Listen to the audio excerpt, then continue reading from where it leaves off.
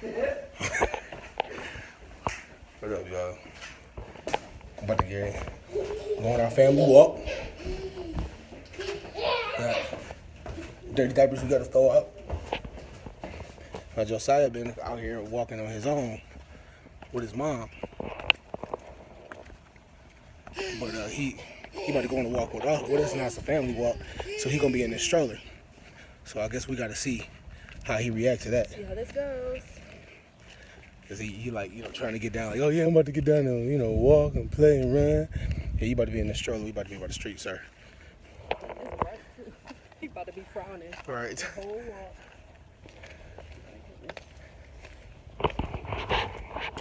Basically 90 degrees. Howdy folks. It's a beautiful day out. Nice and sunny. The sky is, I don't see nan cloud. Just a little bit over there, but it's beautiful out.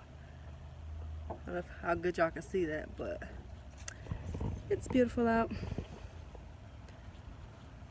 Finna go for a walk, as you know. Put little boy in the stroller. Say hi. Say hi to the people.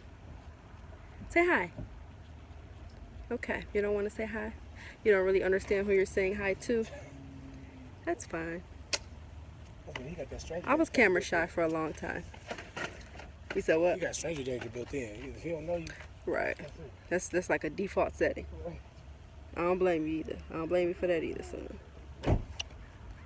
That's both sides, because I got whooped many times for talking to strangers.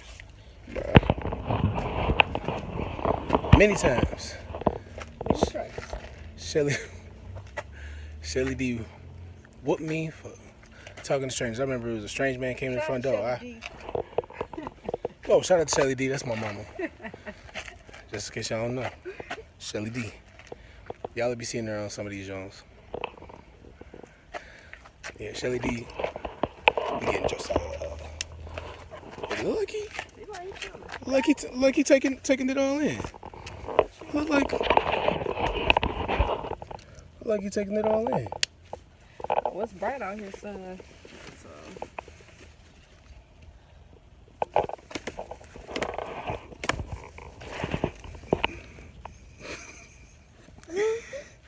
Mood. About to hit this walk with this beautiful lady. Our beautiful son. You can't see this. He got his Prince carriage all propped it up now. What we talking about today? It's a good walk, good talk. It's a good walk, good talk. What we talking about though? So today we're gonna talk about our black experience. So me personally, I'm from a hold on, we got acorns stuck in the wheel. So we're gonna talk about our black experience. I'm just living on this planet, man.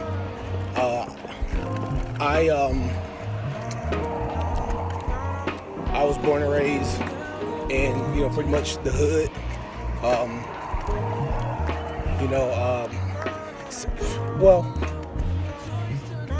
was trying to think. One of the neighborhoods I was raised in was like semi-impoverished, but most of the neighborhoods were pretty bad. I had some decent people on the block where my grandmother lived, but things were, you know, pretty tight, pretty rough.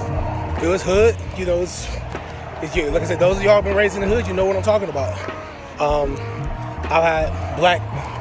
I was black there. You know, my wife, you know, she comes from like a semi-suburban area. Not really the hood. But like the hood. It's definitely the hood. The sub hood. X and 9, Joy Road. Y'all know that's the hood. So she's it's not X and 9. It's X. You can only get to my it's X. On the freeway. It's like X and 9.3.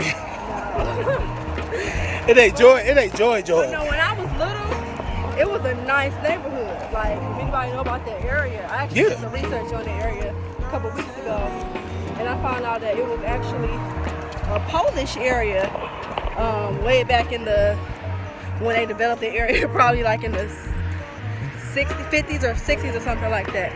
And it was basically mostly Polish people living there. And my next door neighbor, who's like 90, she's in her 90s now, old Polish lady, sweet as can be, always nice to us. Like, we moved there in the 90s, like 91, I believe.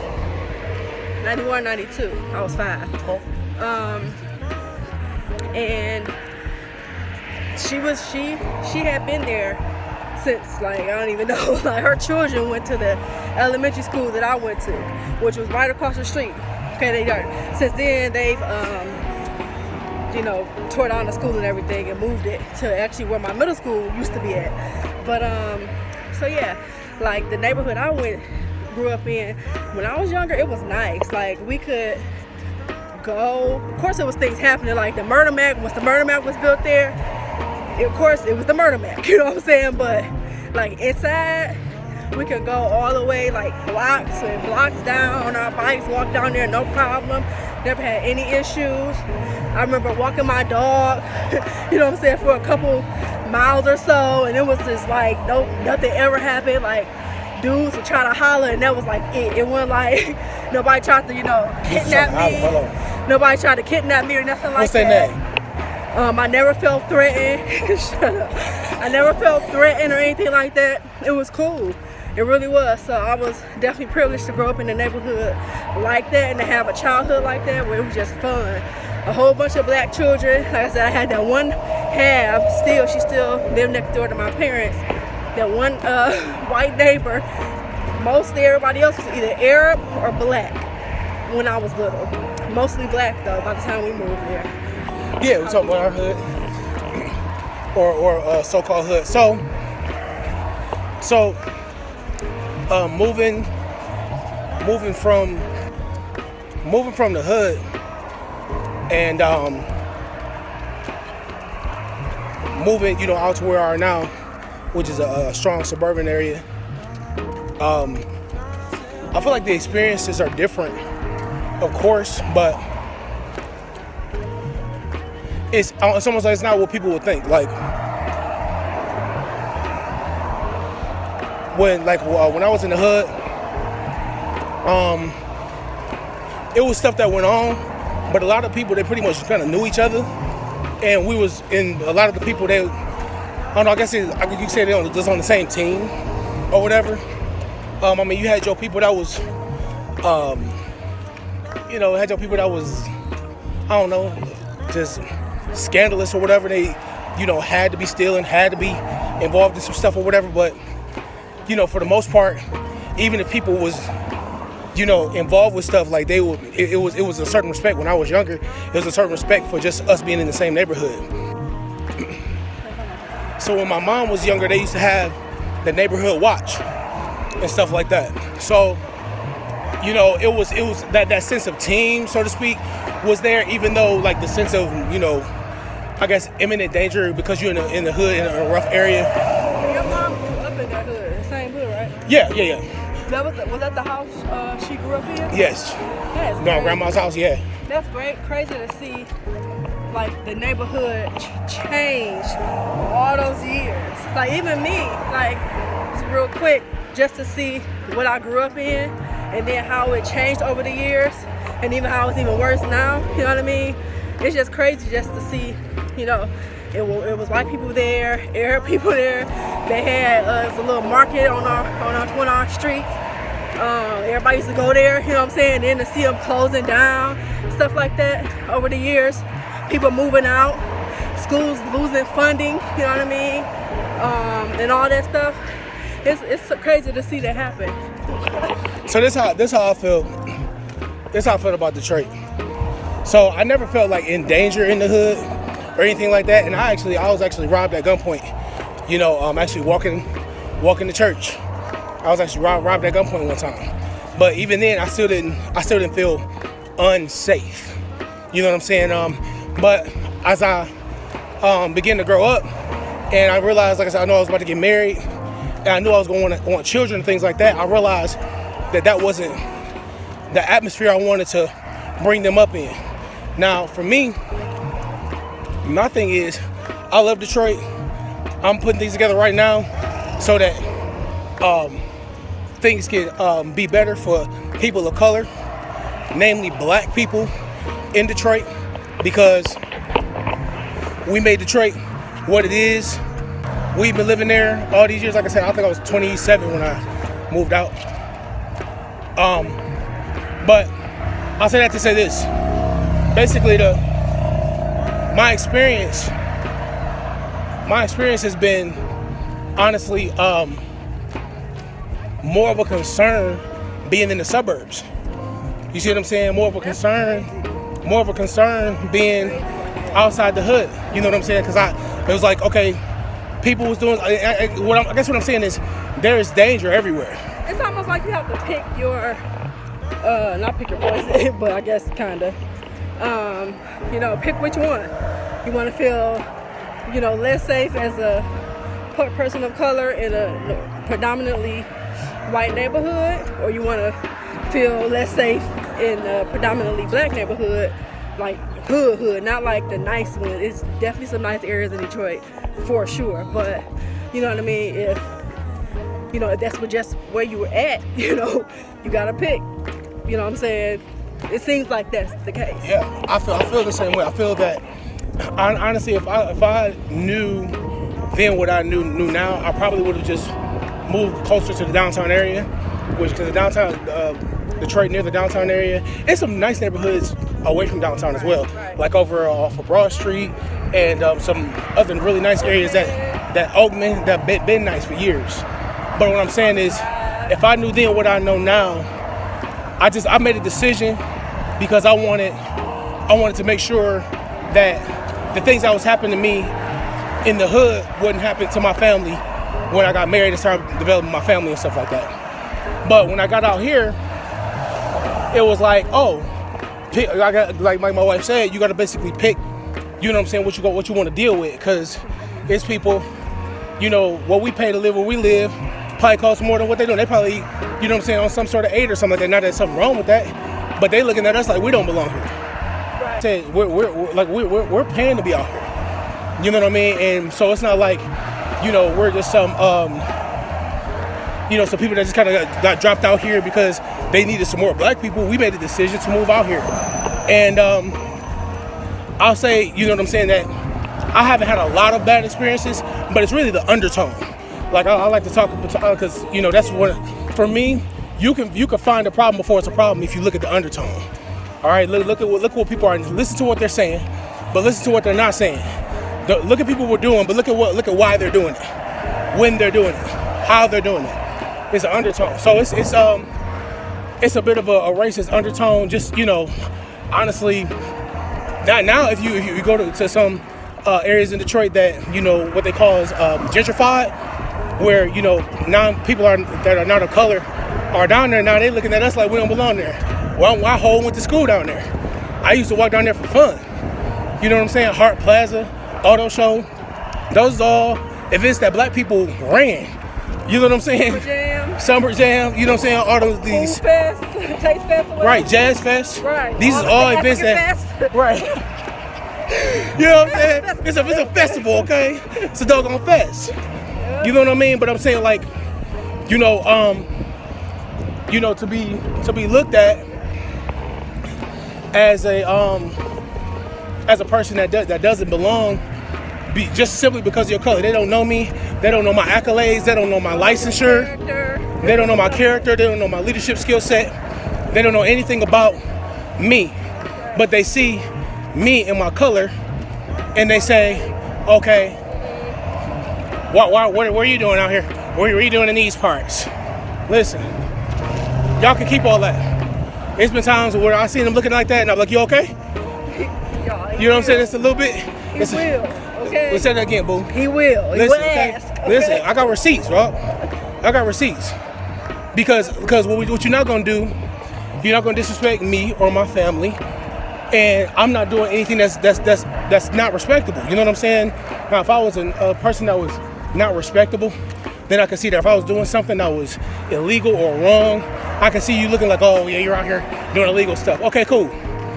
But to make a judgment about me simply because of my skin color, now, like I said, that's all you know about me. You don't even know my name.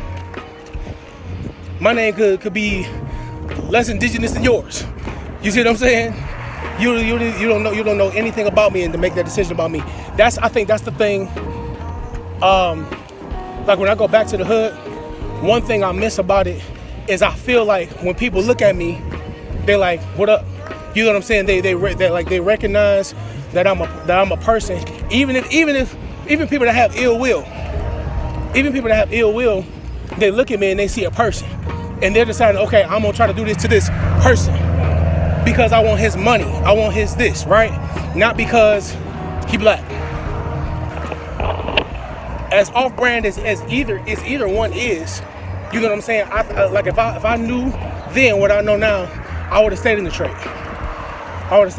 You know, because, and I would just move, you know what I'm saying, to the areas that they're upgrading. You know what I'm saying? I still wouldn't want my family in a situation where they would be in any kind of danger.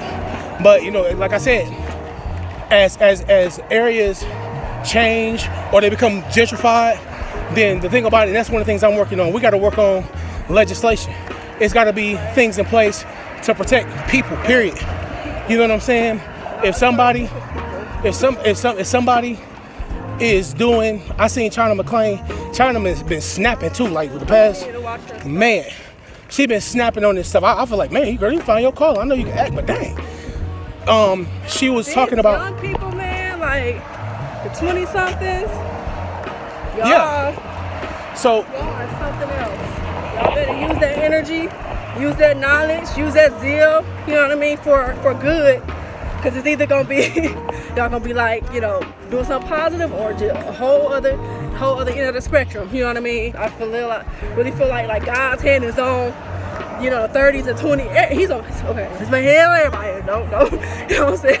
Don't do it like that. His hand is on everybody. But okay, so if you're 60, so if you're 80, his hand is not on you. No. But no, like I really feel like that. You know, I feel like it's like they have like a extra boldness about them. Mm-hmm. Like they really don't. Like, we don't care, but they really don't care. Whether it's good or bad, they don't care. Yeah. You know what I'm saying? They're gonna do whatever they feel like they need to do. You know what I mean, or want to do. You know, I feel that unfortunately, you know, due to certain generational things, there are some people in the millennial generation where they're still held back by the thought processes of their parents. Yep. You know what I'm saying? So like people like us, that's a little different. You know what I'm saying? Where, you know, well actually, all of our parents are they have a boldness too, but so I think that's where we get our boldness from. Yeah, I get but some people in our parents' generation, like our parents' generation, they had a lot that they had to deal with, but there was only a few of them at one time there was only a select amount of them that would go forth with such strength like that. Now between millennials and post millennials, it's like the majority of us are snapping, and it's just like, no, you see what I'm saying? And so but on the other hand, I saw something that was saying something like, you know, like we are not our ancestors or whatever, and it's like I respect what you're trying to say, but the thing about it is that the ancestors was the ones that kind of put us in position to do what we could do now. So I'm not going to and I think that's one of the biggest issues that's going on right now is generational dishonor. Yes. Generational dishonor. This is why generations don't go where they're supposed to go.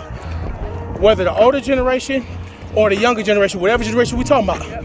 Our parents, they parents, whatever, or our children, whatever. If the older generation or the younger generation ever look at the other, if one ever look at the other and feel like they don't need them, that's dishonor. That's dishonor. And that's the problem. That's the problem. You need to know that the strength that we have as youth or young adults or younger people, it needs to be fueled by the wisdom of the older people, of the older generation. So just like with us, okay, millennials, we got a certain amount of strength. There need to be a certain amount of wisdom we getting from generation above us. You see what I'm saying? Now the way I live is I'm getting wisdom from everybody. there's something. We teaching what we know. We're not just Right. holding it all to ourselves. Like, what good is the next generation if you can't pass it? They gotta basically fend for themselves all over again. Yeah. So what you went through, what your ancestors went through, they're not even able to pick that up. Yeah, what the ancestors may have taught the generation after them, if it ever stops, if teaching stops and then learning stops, it's just habit. You know what I mean? Yeah. So yeah, you gotta be willing to teach. Yeah. And willing to learn. So I feel like the previous generation got to be teaching the younger generation. If the previous generation don't teach the younger generation, or the younger generation don't listen, that means it's a gap of information. It's a gap of knowledge. And one of the reasons that I feel that even when it comes to us as a race, that we haven't progressed is that we always trying to do like our own thing. And it's cool to do our own thing, but I feel like we should always have been taking what they've already done and then grow that. You see what I'm saying? Our own way. As opposed to cutting the older generation off and cutting off that wisdom, cutting off that knowledge. You know what I'm saying? Everything that they already been through, you could literally put that in a bag and then build what you're gonna build on top of that. That's a sturdy foundation. You see what I'm saying? You could eat the meat, spit out the bones, whatever didn't work for them, you ain't gotta touch it. But the things that did work, things that are principle, I feel like that's what we getting back to when it comes to like the 20s and 30s that's in the world right now. I feel like that's what we getting back to. I feel like a lot of even when it comes to protesting and things like that, just the principle of it, I think is starting to come back to to our mind, and we're really stepping up and doing it. You know what I'm saying? Not only that, even the initiatives and stuff that's going forth and being set up to advance, black people, advance people, of color and stuff like that. I think that's because we started to listen. We started to like I said, I'm guilty. You know what I'm saying? I remember when I was younger, I ain't want to hear nothing nobody had to say. You know what I'm saying? Especially if you was talking to me crazy, it's like, no, I don't want to hear none of your wisdom because you don't know. You know what I mean? But I also had to catch up with a lot later on in life because I didn't listen. You know what I'm saying? I didn't listen. I feel like that's what we're doing now. We're doing a lot of catching up because generations didn't listen. One thing, I remember I used to talk to my grandma all the time, and one thing we used to always talk about is, like she used to always talk about how, like, other people's ice is not colder than ours and stuff like that. And, I never believed that. But when I started thinking about my decision to move out here, I started like thinking about, did I subconsciously think that I was gonna step and see, because I never had the experience of, I only had one racist experience in Detroit, and that was a white cop. That was a white cop, and we'll talk. Yeah, and I'll we'll talk more about that in our police brutality vlog. But yeah, I only had one like racist experience in Detroit. You see what I'm saying? And it's kind of like, if I could trade, and I could go back and catch my younger self, and say, hey, listen, do this, or say, like, I don't know, if I could give them just a strategy that isn't necessarily leaving, Detroit to come out here and have to wonder if you belong there. You know what I'm saying? And then I'm raising my son up under that. We considering homeschooling, for multiple reasons. But that's one of them. Because they got one time for my son to come home talking crazy like that. My son done that clap. You know what I'm saying? Got one time. And I'm gonna set it off. You know what I'm saying? So, the reason I moved out here is because I knew my temperament. I didn't want to wind up in a situation where I have to pick defending my family or my freedom. You see what I'm saying? And, so now, it's another group of reasons that I'm feeling the same way. So that's, just been a little bit, on our black experience. Like I said, there's benefits to being out here. It's benefits to being in Detroit. Like I said, I was talking to my wife the other day. I miss like just some of the businesses down there that provide some of the stuff that, these areas just don't. You know what I'm saying? Coney, you know what I mean? Even just some of the restaurants, so you want to kick it with, you know what I'm saying, real quick. We got to fly down to Detroit, or at least Southfield. You know what I'm saying? you know, to try those things. So, like I said, it's there's nothing is perfect, but like I said, if I could go back, I would definitely change my decision. If I knew that I would have to raise a son, you know, in an area with that sort of mentality, you know. But that's some things I'm contemplating. But that's it, y'all. We did a lot of talking on this one. It's a passionate topic. We got some more to talk about. We about to do this police brutality vlog, and it's probably gonna be lengthy, so just be ready. All right, love y'all. Hey, big boy. You got your foot up like that for? You chilling? You said don't get your foot. You said they gotta get a contract. You a foot model? You gonna kick the camera? All right, love you too.